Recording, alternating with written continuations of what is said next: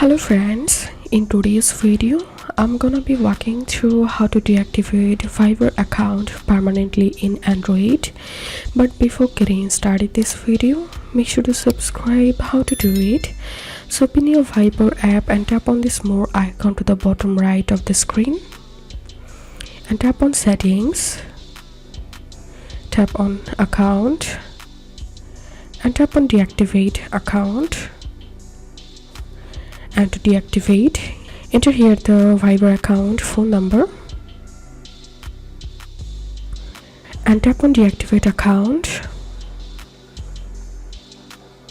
and a confirmation message will open up. Deactivating your account will permanently delete your data. So if you really want to deactivate your account, then tap on deactivate, and it may take some time to finish the deactivation process.